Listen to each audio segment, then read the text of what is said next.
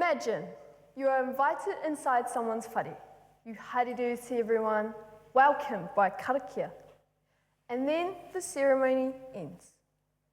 And all of a sudden, the respect ends as well. Values gone. Culture fades into the background. This is a reality that happens because we allow tikanga to be reduced to a checklist, a performance. So today, I, Tiama, am going to ask the question, are tikanga tick boxes? Well, firstly, what is a tick box? Some of you have probably heard tick boxes being referred to as check boxes. But did you know they're actually two different things? A tick box is giving someone two different options. Ticking the box means you agree or have done the thing being tikanga. And leaving it blank means you disagree or haven't done it. A check box is where you tick everything off. Tikanga, our customs, values, being undermined is just another box to tick.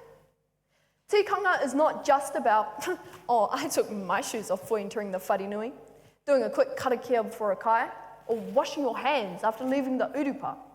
They are about how we live, about our relations between others and the taiao, our responsibilities, not, oh, I'll do it once, that's good enough.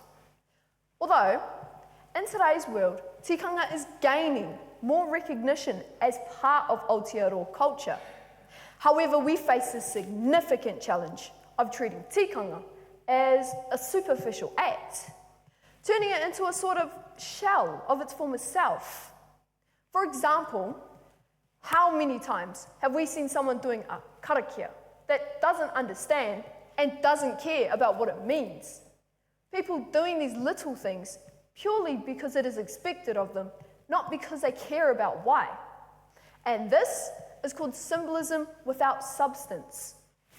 Not only do I feel we are diminishing tikanga by treating it and reducing it as a tick box, but also I feel we have completely disregarded the promised partnership under te tiriti or waitangi, almost like throwing away the importance of tikanga.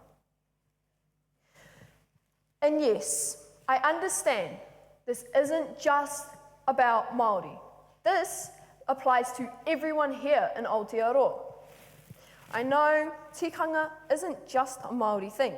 Every culture has tikanga, it's just with a different name. We still wouldn't want tikanga to be just another crossbox, would we?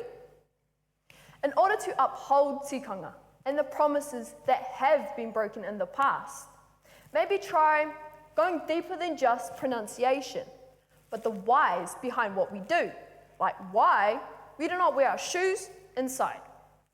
I learned we do not wear our shoes inside so we do not bring any of the bad things inside. Engaging with Māori, even if they are just consultants you know or people you work with, and planting tikanga all throughout your life. No, this isn't about doing Māori things. This is about doing things the Māori way, which includes the leadership, guardianship, and values that can be taught. By doing these little things, we start to change the culture and stigmatism around the Māori way.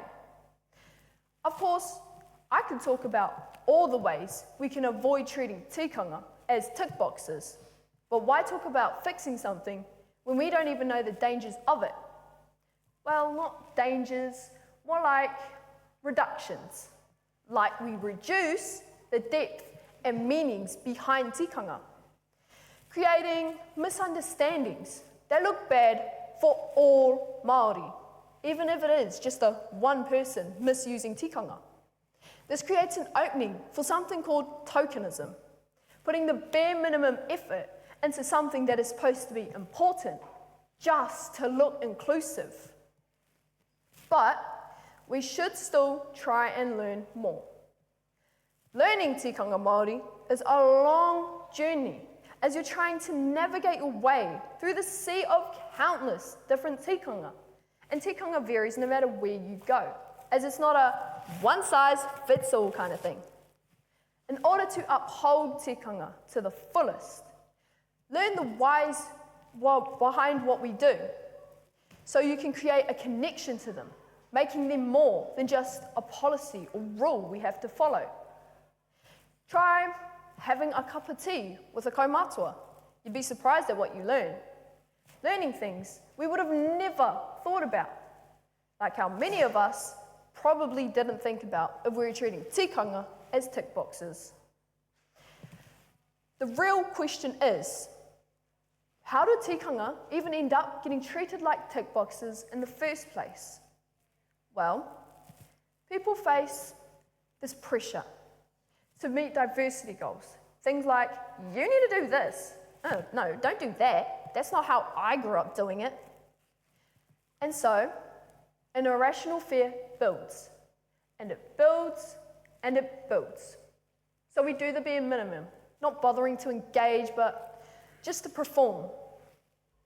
Not only does a problem lie with us, but also stems from the fact that institutions only follow tikanga out of the fear of being called out for not including Māori practices.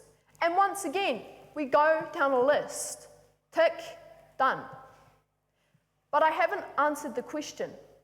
Are tikanga tick boxes? Well, that's up to you to decide. Will you allow yourself to continue undermining tikanga? Or will you decide to honour them as the taonga they are? Something I cannot answer for you, as only you know the answer you genuinely believe in. Will we continue to reduce tikanga to compliance, something we follow only out of the fear of messing it up? Well, now I leave you all with this.